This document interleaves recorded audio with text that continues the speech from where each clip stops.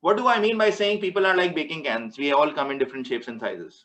Who will tell me? What So comes to your basically, mind? everybody can bear like a different amount of pain. Like for example, take a baby and take John Cena. John Cena could bear like lots and lots of pain. A baby would start crying if he's touched.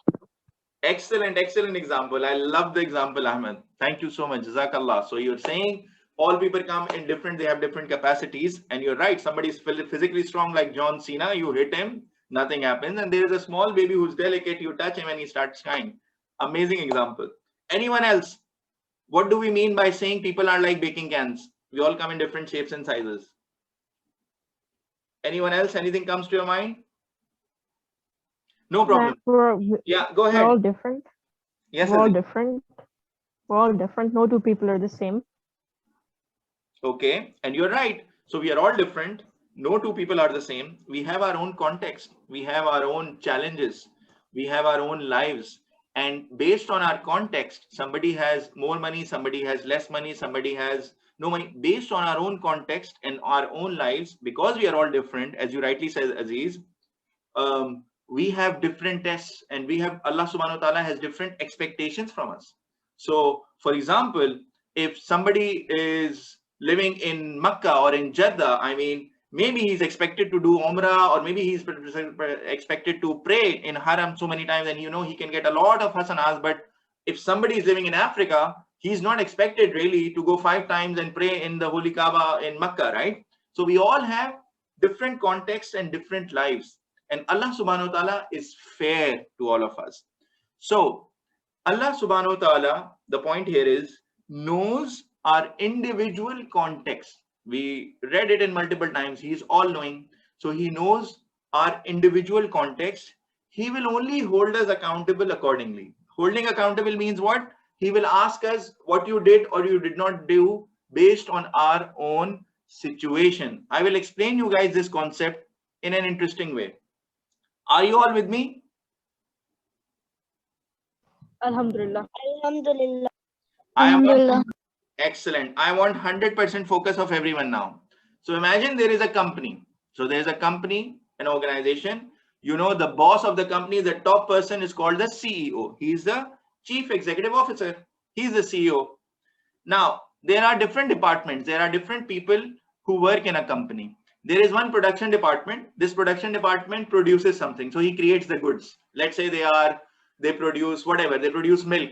So there's a production department who is producing this milk, right? Then there is another department which is sales. So the sales department does what? They take, once the milk is produced, they take it to the shops, to the market, and they sell it. And then finally there is a finance department, and the finance department does what? They just keep accounting of it. Okay, so we produced these many, we sold these many, this is the profit, this is how much money we made. And there's a CEO who's managing everything, the entire company and the entire departments. I hope you understand all of this. So there's a company, there is production department who's producing, making things, there is sales department who is selling things, and there is finance who is noting down and who are reporting, okay, we made this profit, this loss, all of these things. Now imagine there is an issue in one of the production machines. So you have a plant, there are machines who are producing milk. One of the machine does not work.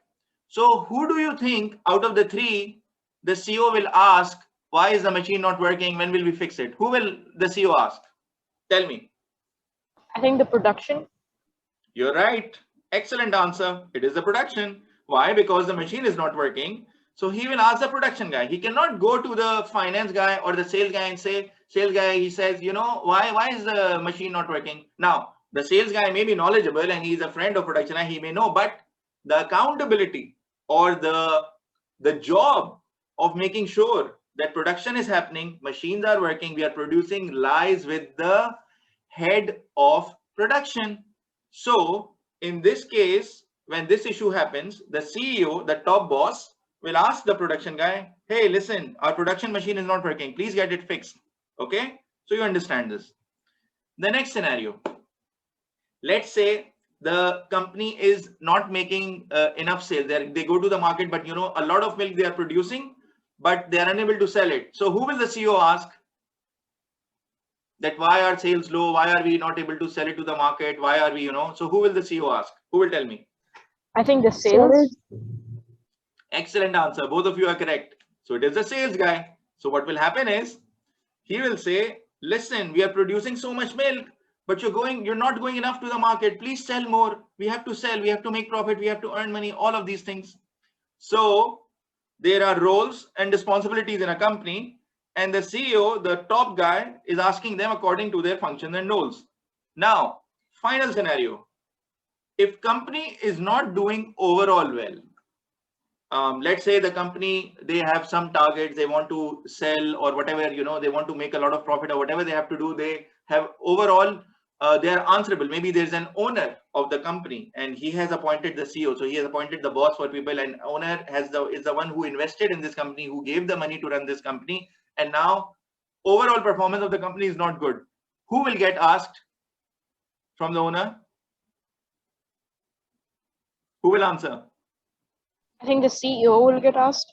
Excellent answer, Aziz. So basically, this time, Mr. CEO will have to answer, because his responsibility is to manage the entire company.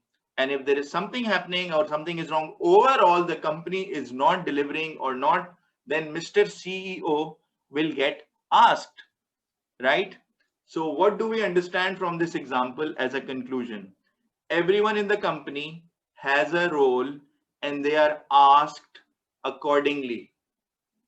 The summary of this entire discussion is that, and now I want to introduce two more terms to you guys. It's about being equitable and not equal.